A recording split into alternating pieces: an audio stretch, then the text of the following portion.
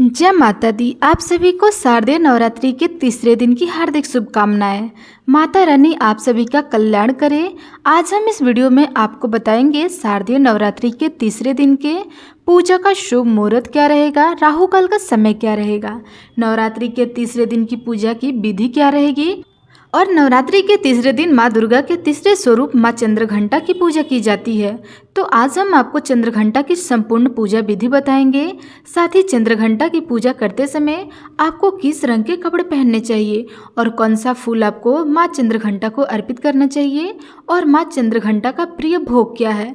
इसके अलावा आपको बताऊंगी कि माँ चंद्रघंटा को प्रसन्न करने के लिए आपको कौन से मंत्र का भी जाप करना चाहिए।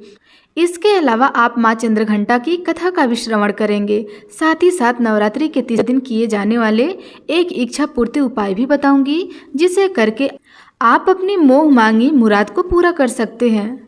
तो चलिए शुरू करते हैं। शारदीय नवरात्रि के तीसरे दिन माँ चंद्रघंटा की पूजा की जाती है। माँ चंद्रघंटा का रूप बहुत ही सौम्य होता है।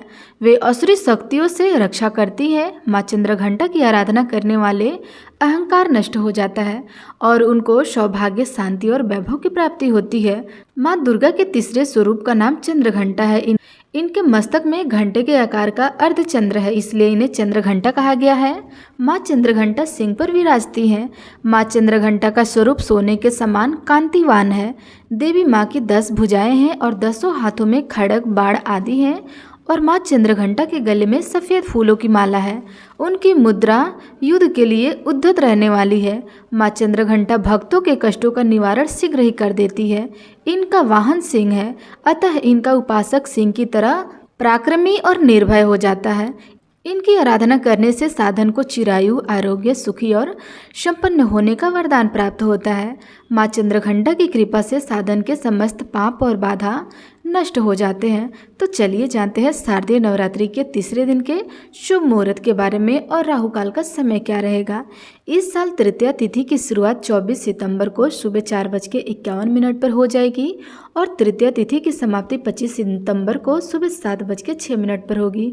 ऐसे में साल में शारदीय नवरात्रि का तीसरा दिन 2 दिन माना जाएगा, 24 सितंबर दिन बुधवार को और 25 सितंबर दिन गुरुवार को भी। बात करें पूजा के शुभ मुहूर्त की तो 24 सितंबर के शुभ मुहूर्त इस प्रकार है। सुबह की पूजा का पहला शुभ मुहूर्त रहेगा 6:10 से लेके सुबह 9:12 तक। सुबह की पूजा का दूसरा शुभ मुहूर्त रहेगा 10:42 से लेकर के 12:13 तक और शाम की पूजा का शुभ मुहूर्त रहेगा 4:45 से लेकर के 6:15 तक और इस दिन सूर्योदय का समय रहेगा सुबह 6:10 पर और सूर्यास्त का समय रहेगा 6:15 पे और इस दिन राहु काल का समय दोपहर के 12:13 से लेकर दोपहर के 1:43 तक रहेगा। राहु काल अशुभ समय होता है। इस दौरान कोई भी शुभ कार्य या पूजा या कोई भी उपाय नहीं करना चाहिए। और अब जानते हैं 25 सितंबर के शुभ मुहूर्त के बारे में।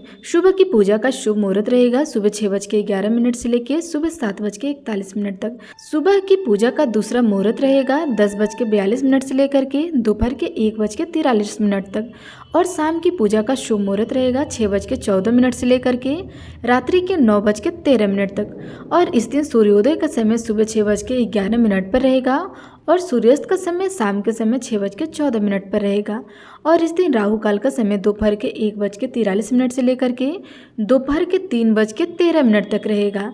राहु काल अशुभ समय होता है। इस दौरान कोई भी शुभ कार्य या पूजा का उपाय नहीं करना चाहिए। अब नवरात्रि के तीसरे दिन भक्तों को माँ चंद्रघंटा की पूजा करते समय ग्रे या भूरे रंग के कपड़े पहनना चाहिए। माँ चंद्रघंटा को अपना वाहन सिंह भी बहुत ही प्रिय है, इसलिए गोल्डन रंग के कपड़े पहनना भी शुभ होता है। दोस्तों, इस दिन आप सुबह जल्दी उठकर स्नान आदि करके स्वच्छ वस्त्र धारण करने के बाद कलश और माता रानी जो आपने विराजित की हैं उनकी पूजा करें। फिर एक लकड़ी की चौकी पर लाल रंग का स्वच्छ वस्त्र बिछा लें। अब माँ चंद्रघंटा की फोटो या मूर्ति स्थापित कर दें। अब आप माँ को केसर और केवड़े के जल से स्नान कराएं। इसके बाद माँ को भी ग्रे या भूरे रंग की वस्त्र पहनाएं। इसके बाद अक्षत, रोली आदि अर्पित करें। इसके बाद आप माँ चंद्रघंटा को सफेद कमल या पीले गुलाब की माला अर्पित करें। तत्पश्चात माँ को केसर का, दूध या खीर, बर्फी या पेड़े का भी भोग लगा सकते हैं। धूप दीप जलाएं। इस तरह से माँ की विधिवत पूजा करें।